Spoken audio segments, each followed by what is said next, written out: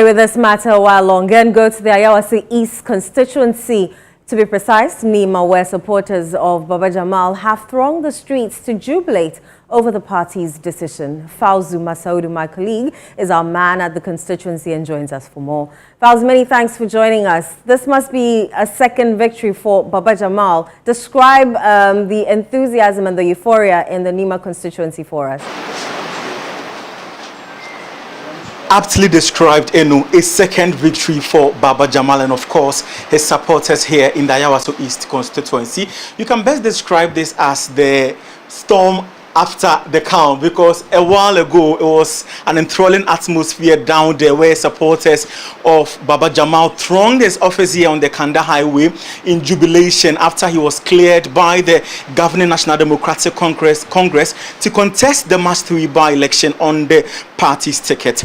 Presently, I'm in the inner perimeter of his office and I'm joined by special aid and of course a lead member of his campaign, Baba Alaji Halid. I want to just engage him briefly and then possibly speak to some more supporters to have their take or two on the issue. Good evening, Baba. You're live on the ChannelOne News. Hello, good evening, my brother. Yeah, this should be a big day for you. My uncle described this as a second victory for Baba Jamal, right? Obviously, it's right to describe it as a second victory because ever since the election, all of us has not been in a good mood simply because you are you don't know whether you should be jubilating or you should be so finally, at least today the verdict is out.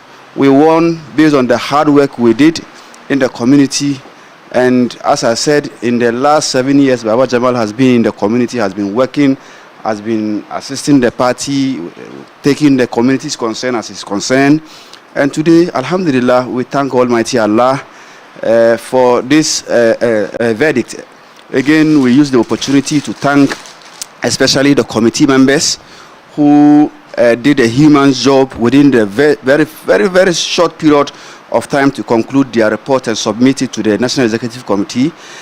We use the opportunity to thank the party, the rank and file of the party, more especially in the East Ayawaso, who have made their voice known.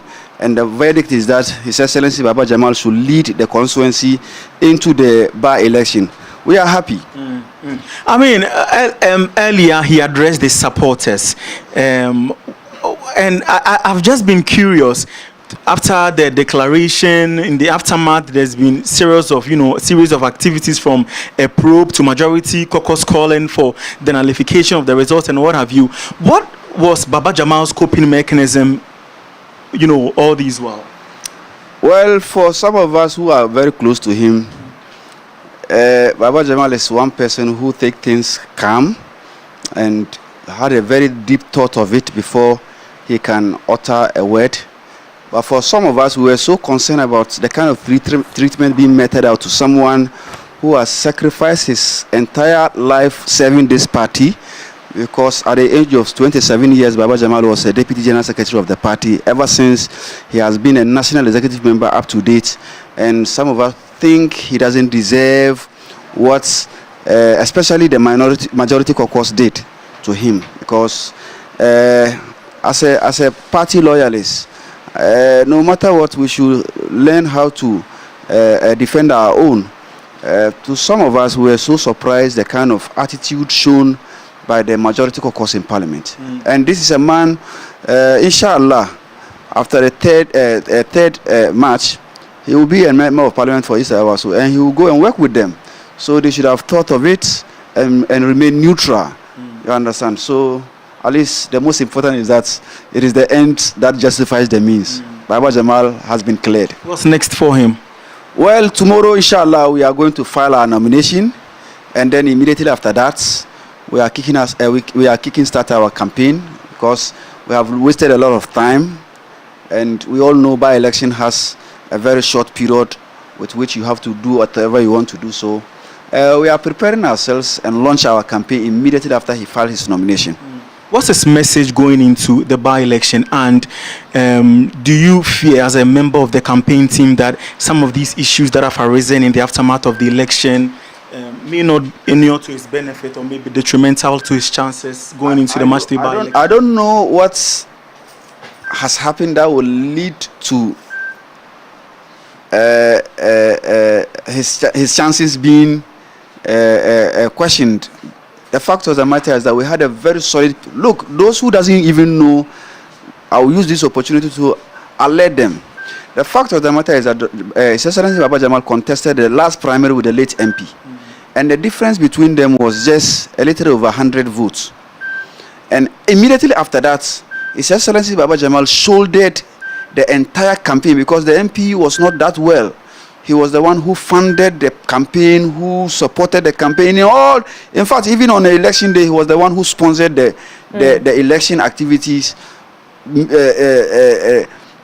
giving money to all the polling stations to ensure our polling agents never lack anything. Baba Jamal supported the late MP's campaign to an extent of funding him. Yes. You can go to the constituency and ask them. He called all the ward coordinators. In fact, he equipped ward coordinators with the motorbikes to ensure that at least they will be mobile, ensuring at least they are going in and out. So this is what he did. Immediately after we win, he then instituted 2.5 million interest-free loan, and the loan was aimed at women who are branch executive. And as I speak to you, almost 500 women who are branch executive are beneficiaries of this scheme. So wow, just to cut, Baba Jamal must be rich. Well, he's a politician. He's as a politician, you should be a mobilizer. So he mobilized those funds. Yes. In fact, if you are not a mobilizer, you can't be a politician. Right. A good politician must be someone who can mobilize resources to his advantage, and that is what Baba Jamal did. And as I speak to you, over almost 500 women, and the idea is that he targeted women. 500 women are enjoying this interest-free loan, and all of them are branch executives who are delegates. So clearly, Baba Jamal was aiming at something. For those who were sitting outside and thinking the MP was doing well and that it will reflect to the wife and so on and so forth. No, we were even working to beat the late MP himself for the next primaries.